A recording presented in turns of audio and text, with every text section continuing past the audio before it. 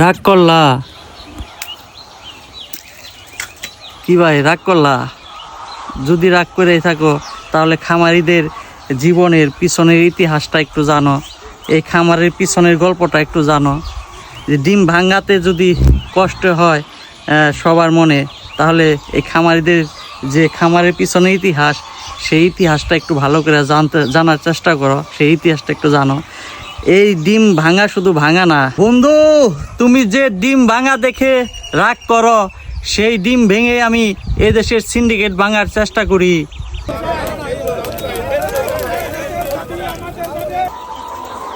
সেদিন রাস্তায় ডিম ভাঙা দেখে অনেকে অনেক ধরনের মন্তব্য করেছেন, অনেক ধরনের কমেন্টস করেছেন। কারণ সেদিন আমরা এই ডিমের বাজার নিয়ে রাস্তায় দাঁড়িয়েছিলাম, প্রয়োজনে আবারও দাঁড়াবো, বারবার দাঁড়াবো।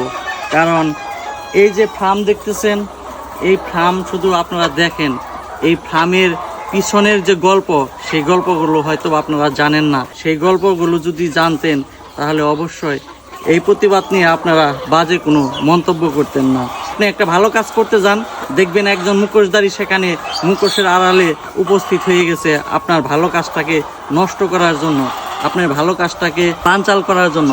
তো ভালো উদ্দেশ্য নিয়ে আমরা এই বিজনেসে নেমেছি, জনগণের পুষ্টি চাহিদা মেটানোর জন্য, মাংস এবং ডিমের যে চাহিদা, সেই চাহিদা পূরণের জন্য।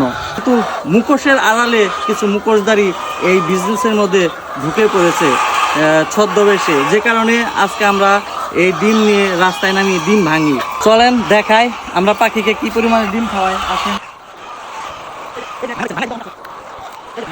এগুলো কিন্তু ইচ্ছাকৃতভাবে ভাঙে নাই, এগুলো কিন্তু পাখি খেয়েছে, এই পাখি খেয়েছে।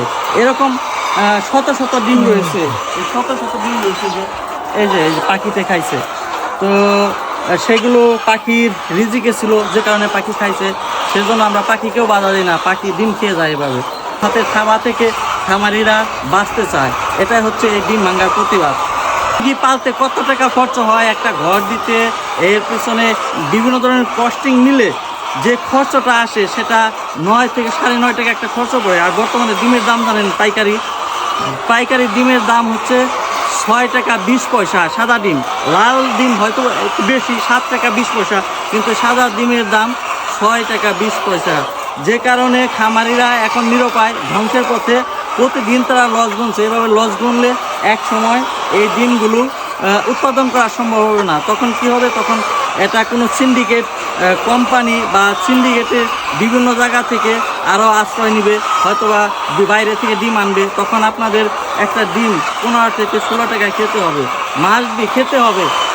এটা যাই বলেন না কেন, যখন আমাদের কাছ থেকে এই ছোটো প্রান্তিক খামারিদের কাছ থেকে যখন এই ডিমগুলো ছুটে যাবে, ব্রয়লার মুরগি ছুটে যাবে, তখন আপনাকে ঠিকই দাম দিয়ে খেতে হবে।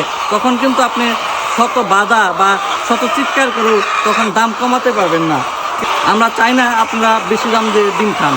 আমরা আপনাদের বেশি দামের জন্য আন্দোলন করিনি, আমরা দাম একটা সমন্বয় করে যে দামটা আছে সেই দামটা চেয়েছি। আপনারা 10 টাকা দিয়ে ডিম খান, আর আমরা পাই কত? 6 টাকা 20 পয়সা। তাহলে ব্যবধান কত? এই টাকা যায় কোথায়? আমরা এখানে কেন এত পরিশ্রম করে, এত টাকা ইনভেস্ট করে কেন টাকা পাবো না? আমরা কেন লাভ করতে পারবো না? আপনারা তো ঠিকই খাচ্ছেন। সেই যে সিন্ডিকেট বা দালাল, সেই দালালদের জন্যই আমরা পথে নামছিলাম, সেই দালালদের জন্যই আমরা পথে নামি, আর সেই দালালদের জন্যই এই ডিম মাখি। এই ডিম চূড়াটা রাস্তায় না, এই ডিম ছুঁড়েছি সেই দালালদের মুখে, যে দালালরা আমাদের ঠকায়, যে দালালরা আমাদের কিনে ছিনিমিনি খেলে।